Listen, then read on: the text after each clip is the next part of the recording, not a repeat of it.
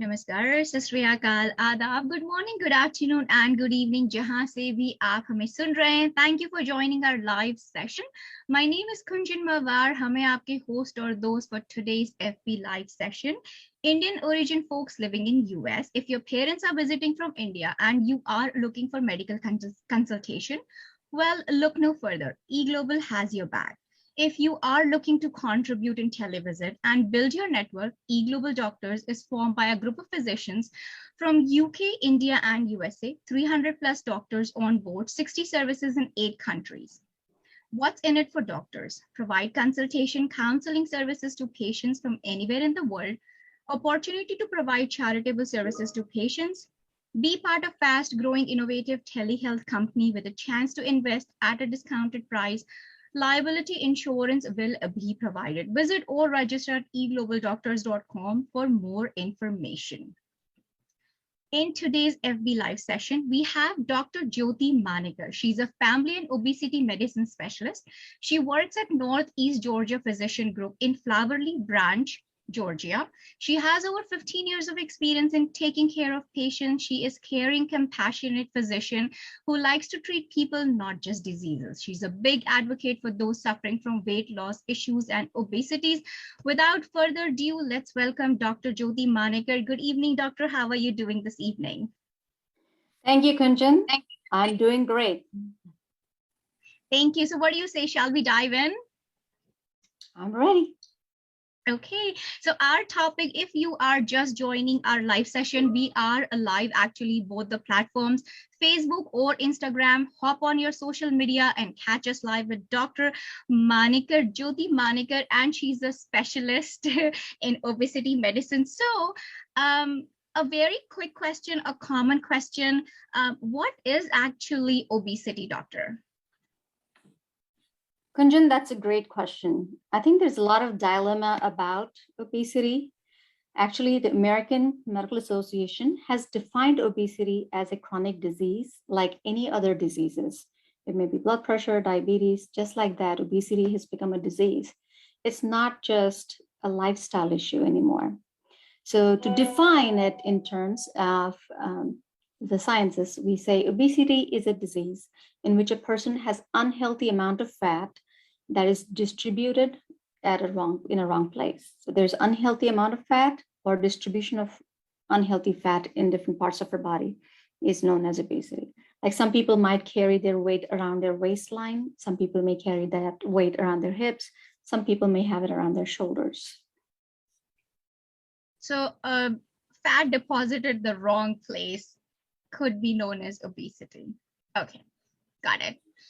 I'm not going to tell you where I have, but I think I fall into one of those categories. So there is a common term that we hear, which is BMI. So how is BMI calculated? Sure. BMI is that number that is derived from your height and weight. So it's a ratio of basically height measured in meters and weight measured in kilograms. So you divide kilograms of your weight by your meter square of your height, and that gives you your number. Again, you don't have to use your math skills. BMI calculators are everywhere on Google. You just Google it, enter your height and your weight in kilograms. It'll pop up a number for you. And a lot of times people come and say, so what is my BMI? How do I know it? So that calculator will surely help you. And there's ranges of what's normal, what's elevated or overweight, and then what is obesity. So normal BMI is anywhere between 18.5 to 24.9. So usually roughly we say 18 to 25. Once you start going above 25 to 27, we call it overweight. When your BMI is above 30, we call it, obese. But again, for Asians, it's a little different though. So BMI in Asians, we usually say 18 to 22 is considered normal because we have a smaller body frame, whereas above that is considered overweight and then obese. Okay, wonderful. So 18 to 22 or 18 to 25, that's our happy medium. That's our target that we should be. Perfect. So you got it. Thank you. BMI, we know it's 1822, 1825. Is there a difference BMI for a male and a female? Actually, BMI does not differentiate a male or a female that much because it again measures it for your height. And the BMI charts kind of show what is in the green zone, yellow zone, and the red zone.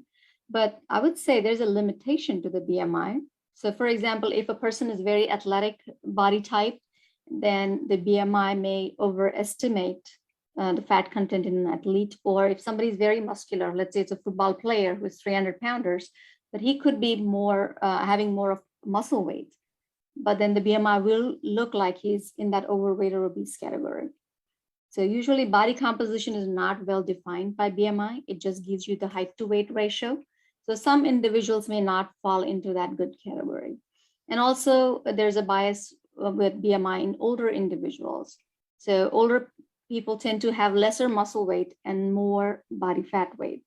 So their BMI or their actually healthy fat may look like it is a little bit less, but they may have more of the unhealthy fat just because they tend to have lesser muscle.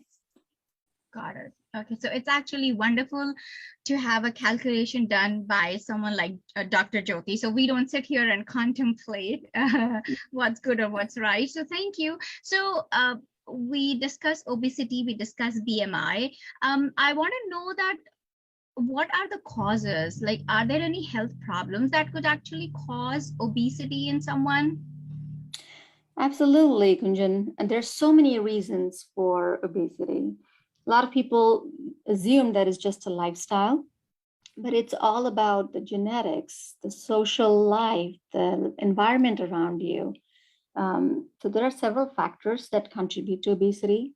So it's not just one thing, unfortunately.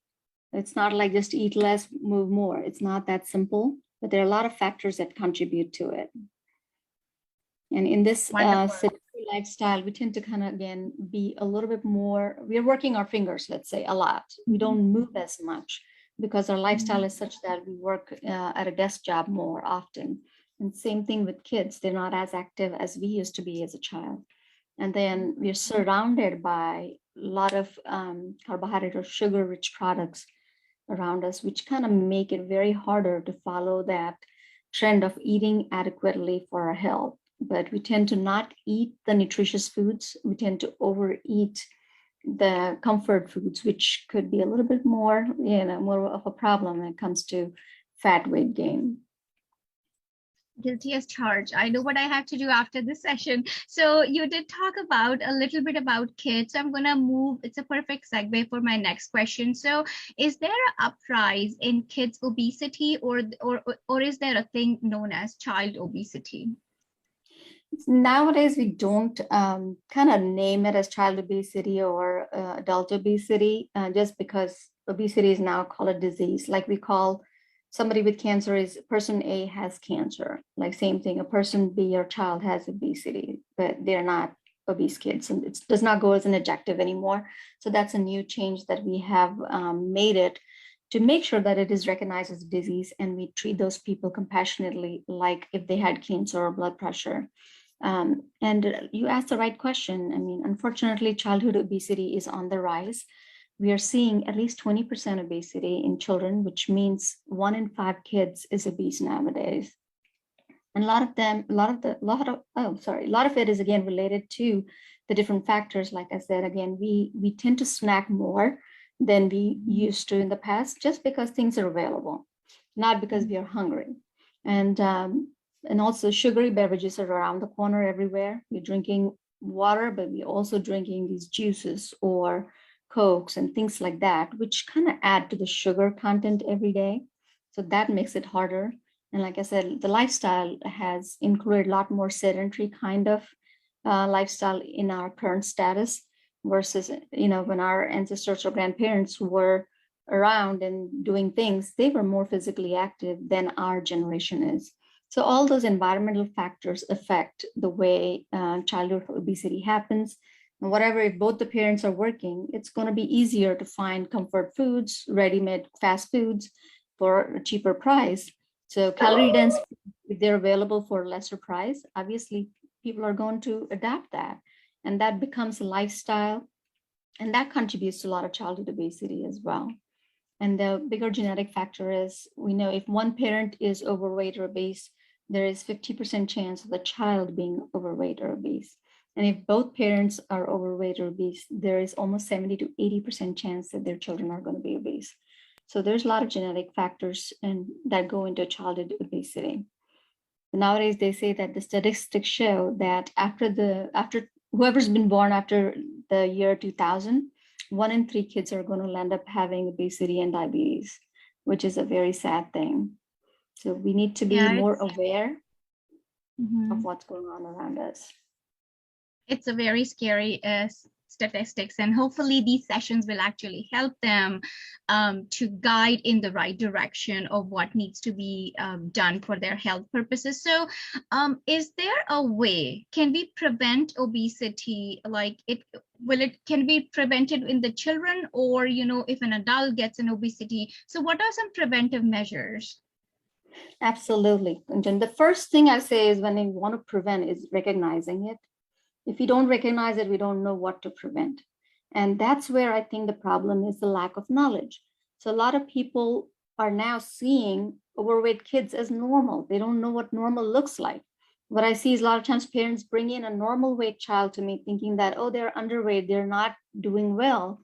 And mom, I'm like, this child is perfectly normal. They're not skinny thin. They don't need to add any more weight. They're doing well. They're growing pretty normally on the growth chart. So don't have to be concerned. So I think recognizing is a big thing. Now that we are seeing 30% of obesity in adults, like 1 in 3 people are overweight or obese. So that makes it very hard for people to recognize what normal is and what overweight or obese is. So I would say the first step in prevention is to know what it is. The best way to know is, again, I tell people to weigh themselves at least twice a week. Friday and Monday is a good time to check it, because a lot of times during a routine week, we might do well. And on the weekend, we kind of fall outside that regular routine and we tend to consume more comfort calories. So when you check that, you know what is happening over the weekend. So with that, you can tell, okay, if I do these and these things, I am going to gain weight. And the good news is, when you gain that immediate weight, it is usually water weight. And if you keep doing those same behaviors and see that weight change, then you will start noticing fat weight gain. So there's another parameter that you can use, is other than BMI, is your waist circumference. A simple thing like a tape measure is good enough to measure your midline midline inches. So if a man has more than 40 inches or a woman has more than 35 inches, they're considered, again, having excess fat tissue deposition in the midsection. And we worry about midsection fat weight because it does contribute to more inflammation, and more inflammation leads to all the diseases that are linked with weight. So first, recognize, measure, and then we'll talk about how to prevent, is to see where we are going wrong. What are our triggers? So if you feel like you're stressing out and eating because you're stressed out and you want comfort foods, let's manage the stress. Let's recognize that you're stress eating and then back off. Realize, what can we do to manage stress? What are the triggers and how to manage it? Maybe it's a counselor, talking to your primary care physician. Maybe you're anxious all the time, and whenever you're anxious, you tend to grab something sweet. So look at those triggers and that'll help. The biggest other problem is snacking. A lot of times we need to understand that we have enough nutrition within our body. Our body stores fat for future in case there is famines, and we don't have famines coming up. So we need to recognize that I do have enough calories stored in me that I don't need a snack after my breakfast in the morning. So try to eat your breakfast. After 4 hours or 6 hours, eat your lunch. After 4 hours, eat your dinner. You don't have to fill with any fluids, or, people come in and go, there's a donut in the break room, I'll have that. Or there's a cookie, or there's a couple of almonds. Oh, it's healthy, I'm going to nibble on some. But do we need that, is a question. And ask those questions, you'll find your own answers, and definitely have a primary care doctor or weight management physician. So you keep an eye on your BMI, your waist circumference. Well, it's like a GPS. When you know where you're going, you know what to do or when to take a U-turn. Right. That's actually a wonderful way to put at it, that you know what you have to do and you know what you don't have to do. So I totally agree with that. It's just that I know, but sometimes my mind plays tricks on me. But thank you for that wonderful insight. I think that's why you are a subject matter expert. So thank you for keeping us in line and in straight with what can be done to prevent obesity. So you did mention on genes. So is it safe to say that genes do play important role when it comes to obesity? Yes, actually, there was a great study done where they took a couple of people. Actually, they looked at twins. So they had identical twins have similar genes, right? Mm-hmm. But then when they kind of studied them, they saw they're growing up in the same family, eating the same foods, but then one becomes overweight or obese and the other is normal weight. So that tells us that definitely there's genetic factors involved. So it's kind of back answering our own question that unless there was a genetic difference, we would not have seen that in identical twins. Similarly, we have also seen how our environment affects us. For example, in a family where a child or someone is adopted, everyone looks alike. All of them look overweight or obese. And the reason being they all share similar cultural habits, maybe eating behaviors, snacking behaviors, and so forth. So in that case, even if they're genetically different, they have some common environmental issues that put them at risk. And that's why we say overweight obesity is not a single factor like eat less and move more. There's behaviors, there's environment, there's genes, there's hormones. There's almost 200 plus genes identified that could contribute to obesity. So don't beat yourself up. Again, think about your factors. And there's a very good line that comes out in this. They say that genes kind of load the gun and the environment pulls the trigger. So it's multifactorial issue. It's not just one thing, unfortunately. Okay, got it. So then we know what obesity is, what are the preventive measures, genes do play an important role, maybe not 100%, but very important. So let's talk about if somebody is obese, are they at a higher risk for, for cancer or for any other diseases?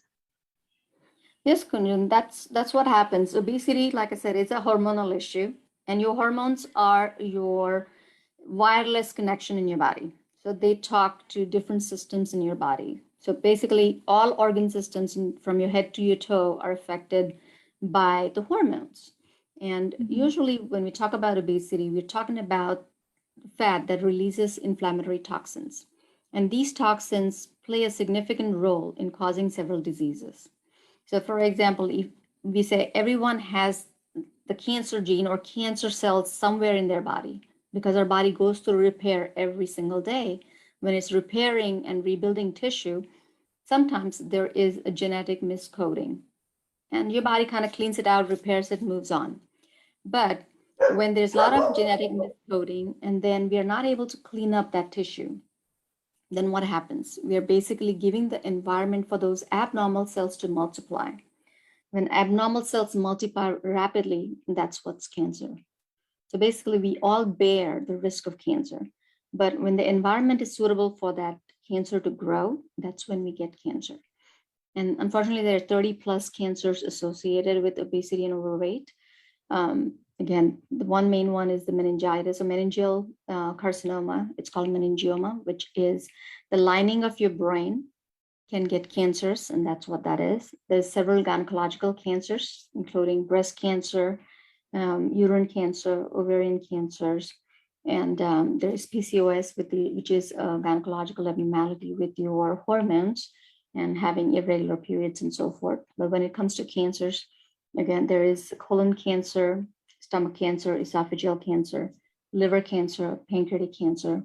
All these are linked with obesity. And also there's thyroid cancer that can happen. So the Cancer Society has at least discovered 30 plus cancers related to weight alone. Wow, that's actually another scary number. So, you touched upon thyroid. So, how does thyroid contributes here? Like, if somebody is obese, does it make that they have thyroid, or vice versa? Yes, that's a very good question. When someone comes to our office for unexplained weight gain, I've gained 20 pounds, I don't know why. And then we obviously do some blood workup, and thyroid is one of those things we check. Thyroid is a little 1 ounce gland in the front of your neck And that is the tissue that works like an accelerator on your car. So imagine it's not your engine is running, but if you accelerate, that's when you move. So your thyroid kind of decides how fast your systems work or how slow they work. So if your thyroid is under functioning, which is called hypothyroidism, then every function of your body slows down. It may be your heart rate, maybe your GI system, your stomach does not move fast enough. You may have constipation. Your metabolism is slow, so you could gain weight. You could have dry skin. You could have fatigue or tiredness. At the same time, if your thyroid was very rapid, that means the accelerator is pushed, then everything runs fast. You may have tachycardia or palpitations, like your heart is running fast. You may have diarrhea instead of constipation, and you may have weight loss with hyperthyroidism. But most commonly, we look for hypothyroidism, where the gland is not functioning adequately, and you could have weight gain. But again, some people depend too much on thyroid. Again, if your thyroid hormone levels are normal and you're overweight or you gain 20, 30 pounds, think about those donuts. Sometimes those could be contributing to some of those. So it's But if not there is always a thyroid issue, if there's a thyroid issue, it definitely responds very well to thyroid hormone replacement. And we certainly do those things. And most people ask, how much weight gain would you have if it's a hypofunctioning thyroid? It's roughly about 20 to 30 pounds. If you are 100-pound overweight, less likely it's all from thyroid. Got it. So is diabetes and obesities, are they related? Do they go hand in hand? Yes, unfortunately, diabetes is one of those risk factors that comes because of insulin resistance. And insulin resistance, I'm going to try to simplify this as much as possible because it's a very complex concept. Let's say you consume some sugar. Immediately or if you eat, let's say, rice or candy or something, sugar releases into your circulation, right? And then there is an organ called pancreas that releases insulin to take that sugar molecules from your blood and put them into your cells where they need to function. So sugar is your energy. So insulin is that transport hormone. It takes that sugar, puts it into your muscle cells, other cells of the body, you utilize that for energy and you're good. But then we consume a little bit more than what we utilize. So that excess then goes to your liver and stays there as fat tissue for future. So usually I say carbohydrates are like your checking account. If there's money in the checking account, you're not going to borrow it from the savings account. So same thing, when sugars is available, it's going to be used for energy. When we don't use all that sugar, it gets stored as fat. So your pancreas tries to work to keep up with that. When there is excess fat, it blocks that insulin from doing its job. That means we need more insulin to do the same amount of job that you would do with lesser insulin. So to simplify it further, I would say if you need like 5 insulin molecules to digest, let's say, a donut. Now, as you gain weight, you would need probably 10 molecules of insulin to digest the one donut. So you're needing more and more insulin to do the same job. So that's called insulin resistance. And that's nothing but diabetes. That means that insulin is not effective to take that sugar and put them into cells. So that sugar sits in the circulation. So that means you became hyperglycemic. And when you have high sugar, you're a sweet person. So diabetics are usually my sweet people. That's a wonderful way to put it. So I just want to quickly tell our listeners, our viewers, if you are watching us online or not, and if you're thinking about it, please hop on your favorite social media, Facebook or Instagram. We are live and we are talking with Dr. Jyoti Manekar about the obesity. So I'm gonna switch gears to obesity for a second here. And does obesity cause fertility issues? Absolutely. Again, I repeat myself, obesity is a hormonal issue. So definitely fertility is a lot related to hormones. So we see a lot of people might have heard the terminology PCOS or PCOD, which is polycystic ovarian disease. It's part of that insulin resistance syndrome that we just talked. So when that happens, our ovaries are not functioning to their best.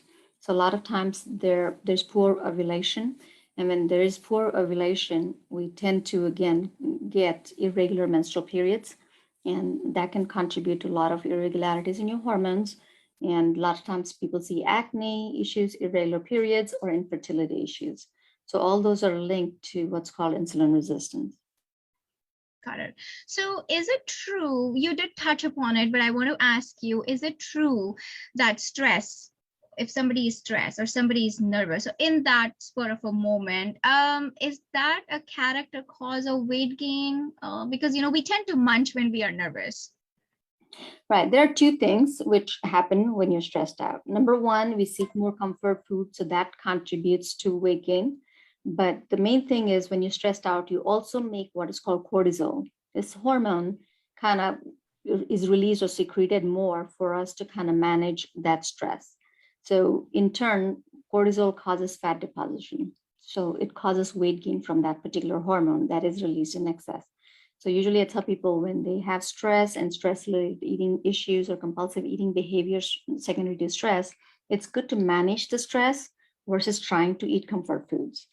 And another answer to that is when you eat comfort foods, there's a lot of serotonin that's released. Your serotonin is kind of very close. The happy hormone is very close in your brain to the portion where your brain kind of feels satisfied. So when you eat, you feel satisfied. So those two centers are pretty close to each other. So when you eat comfort foods, your brain almost feels satisfied that it got that serotonin or happy hormone. So a lot of people feel, oh, if I eat a cookie when I'm stressed out, it feels good. But they're doing this unknowingly because they felt good after eating cookie. So every time they feel stressed, they're going to go grab that cookie. So be mindful about what triggers your eating patterns, and that'll probably help you manage those things better. So instead of finding, cookie for your emotions, maybe go take a walk. Maybe that might help, or talk to a therapist, or listen to some soothing music. Sit down in meditation for some time and postpone the portion of cookie. Think that, okay, I'm going to eat that cookie after some time. So when you postpone that thought, that also helps to kill that craving that happens at the moment of stress. Got it. So then I'm going to just divert a little bit and I want to ask about sleeping pattern. So if somebody who's not getting enough sleep or somebody who sleeps less, is that a contribution to obesity? Can that contribute to obesity? And that's so true. That's been studied in a lot of adolescents and adults. Poor sleep has a higher risk for weight gain and obesity. Again, hormonal issues here. Melatonin is a hormone that starts secreting in the evening when it's about time to go to bed. And in the morning, as we wake up, cortisol comes up to start getting us ready for the day. So when we don't sleep at the same time and wake up at the same time, the melatonin depletion happens. When the body's ready to get the melatonin out and you're not sleeping, you're kind of trying to engage in, let's say, screen time or watching a movie or having a party or something. You're trying to suppress what your melatonin is trying to do. So that kind of generates a lot of stress within your body. So the amount of cortisol that's generated after that is going to be significantly high, which contributes to fat weight gain again. So adequate sleep is a very, very important factor, and limiting the blue light so you can get adequate sleep. That's also a very big factor that have been studied together to see how it contributes. And poor sleep definitely is a big factor in weight and weight related issues. And when you say sleep, I also talk about adults with snoring and sleep apnea. So when they have sleep apnea, they're snoring, meaning their airway is pinched and they're not getting adequate oxygen at night. Their brain wakes them up to catch their breath. And in the process, they're not getting deep sleep. So when they wake up in the morning, they don't feel well rested. And especially these people undergo chronic stress with poor sleep. Imagine one night you don't sleep, the next day it's kind of spoiled because you're cranky, you're not able to focus, you're like, you just don't feel that day is productive. And imagine these people with sleep apnea do not sleep for days, weeks, months, years. So basically they wake up having headaches, they have daytime sleepiness, 3 o'clock, that crash, or they want to drink excess caffeine to stay awake. So they're pretty much working on a battery save mode. So whatever little bit of energy they have, they're going to utilize it to go to work and do the basic thing like getting up and going to work. So they do not have any energy to plan meals. They do not have energy to go and exercise or work out. So sleep has been a big contributor for those individuals as well. And it's kind of a vicious cycle. If you don't sleep well, you gain weight because you're tired. You're going to grab the comfort foods, easy to do things. If you're tired, you don't want to go to the gym. That causes weight gain. Now you gained weight, that sleep apnea gets worse or the sleep cycle gets worse. It just kind of feeds each other. So that's a very tricky situation to solve. So usually I say try to break that cycle of inadequate sleep, either with a CPAP machine or get your sleep study done. See how many times you stop breathing at night or how much oxygen is dropping at night. And if that's corrected, then you can lose that 5-10 pounds really quick. And once you do that, you're able to break the cycle and get through that. Okay, wonderful. Well, thank you for sharing that information. So we were talking about comfort food, eating disorder. So if a person, or is it safe to say that if a person is obese, they are suffering from eating disorder? We could say the other way. If they have eating disorders, they would probably likely be overweight or obese. The reason being, again, we talked about stress, so comfort foods come into picture. And a lot of times women don't say or talk about their stress. They instead manage it themselves because everything else is before them. So it's very commonly seen in women than in men, but it's common in both genders. So we try to hide our stress behind food. And when that happens, there's what's called compulsive eating pattern, where we compulsively eat. Even if we are full, we tend to eat to kind of get that same little serotonin or pleasure. So that's called compulsive eating disorder. The second thing is binge eating disorder, where people tend to, again, binge foods and then they go on a strict diet for a period of time, then binge again. And then once they kind of go wrong, they feel like they lost it. It's like all or none. And then they binge again. And then they're like, okay, I'm going to straighten out. I'm going to do this strictly. And they follow it for a while. And they're so strict that it's just hard to kind of keep up with it.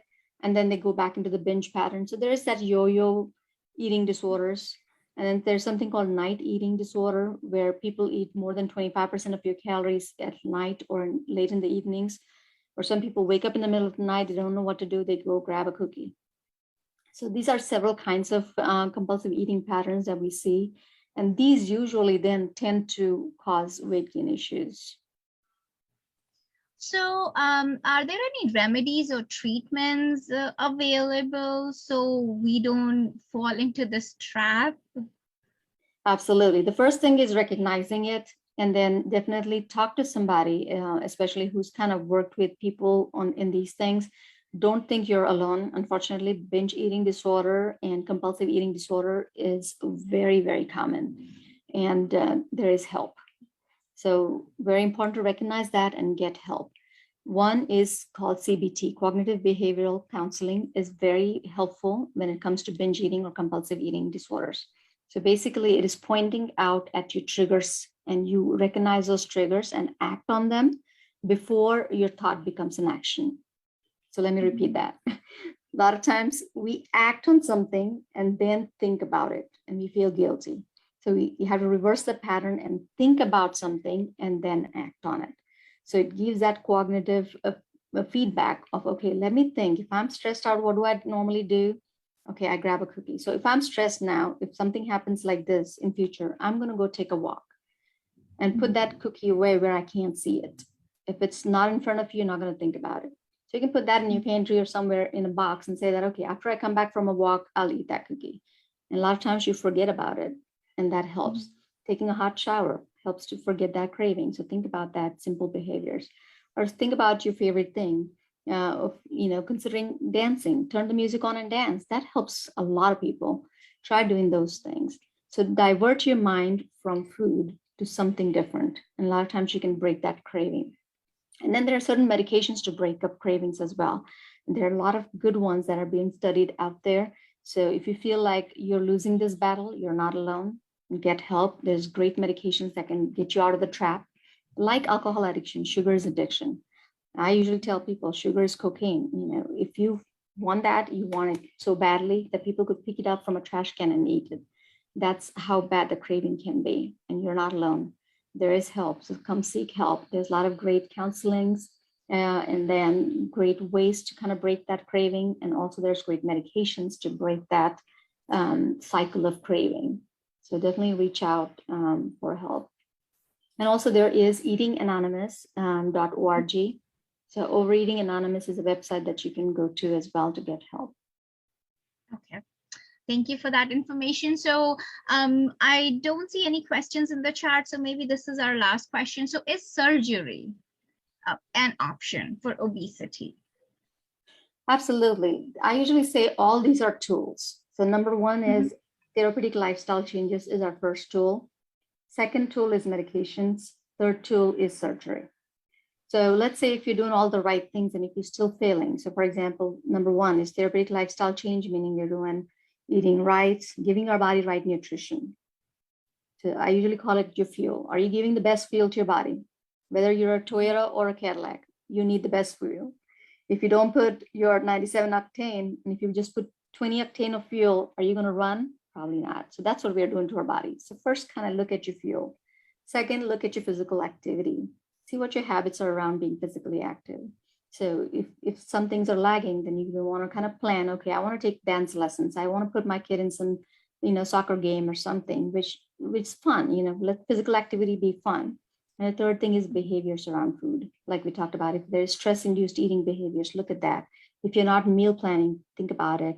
Or if you're going out grocery shopping, hungry, obviously you're going to bring something wrong. So those are quick 3 things, usually I say, called therapeutic lifestyle changes, TLC. So one is your nutrition, second is your physical activity, third is your behavioral modification. Once we have used those 3 tools, and if we still feel like we're failing, then we add the next one, which is called medications, to suppress that craving, to help you forget the need for excess food, and counseling, of course. And lastly is surgery. And that is also a very big and very good tool to use nowadays. And nowadays, all these surgeries are laparoscopic. So laparoscopic meaning they have very little time, downtime, and they have great success.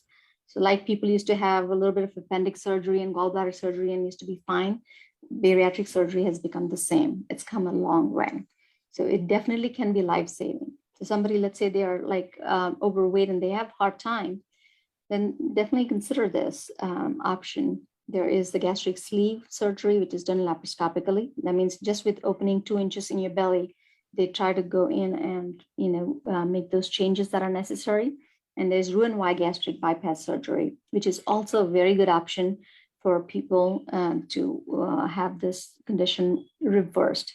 In fact, there's 70% remission of diabetes, which is the biggest thing that I like about surgery, is when you have Roux-en-Y gastric bypass surgery, a lot of my patients go off of insulin and their meds. And that's what I like. And it's a lifestyle change forever. Of course, your foundation, your therapeutic lifestyle changes still remain, but surgery can give you that quick boost of losing excess fat weight and help build your lean muscle. So, that can really actually reduce or improve your lifespan. It reduces your mortality from heart disease. So it improves your lifespan. When you're overweight or obese above a BMI of 30 or 35, you do kind of reduce your lifespan by at least 7 to 10 years. So when you do this gastric bypass surgery, you can get that extra 10 years of your life back. So definitely consider for those individuals who have worked on everything else, but feel like they cannot get anywhere, or they're kind of having trouble with that physical activity because they're bad back or bad, knees and things like that. When they're limited on certain things, after they have tried alternative options, do it under a good guidance of a physician who is a bariatrician who knows about medical weight loss portion as well as the surgical aspects. Okay, perfect. Thank you so much. So I don't see any questions in the chat. So with that, it's a wrap. eGlobalDoctors, I just want to tell everybody we are live on Facebook and Instagram. Hop on your social media, and I hope I got a lot of information. I hope you got a lot of information from today's session. eGlobalDoctors, they have started a new diet consultation as nutrition and health. They have a variety of featured category, which is diabetes remission, detox program, weight loss, child nutrition, gut health, and umpteen number of other things. They help people understand the root cause of problem. They take in-depth case study. No fad diets are prescribed. Help people understand mindful eating. The recommendation are based on your individual taste and preferences. Healthy habit formation until you reach a specific goal. For more information, register or visit eGlobalDoctors.com. I really appreciate Dr. Jyoti your time. Thank you for giving your Friday evening to us. So before I let you go, any word of wisdom that you want to share with our viewers? Thank you, Kunjan. It's my pleasure to be here. My last word of wisdom is usually know where you are. If you know where you are, if you're satisfied with yourself, great. But if you feel like you need help, get help. There's a ton of help out there. Don't get confused with a lot of information on the internet. Talk to your primary care physician, and they may point you to the right pediatrician and get help. It's like every other disease. Obesity is a disease and it needs help. And a lot of people try on their own, go through that yo-yo up and down. And you don't have to do that because we have a lot of tools nowadays, and we could definitely help you lose weight and keep it off. Okay, wonderful. Well, there you have it. There is a light at the end of the tunnel. So with that, this is Kunjan signing off. See you guys. Sayonara next time. Stay tuned, stay safe, and keep smiling always. Thank you, doctor. Thank you.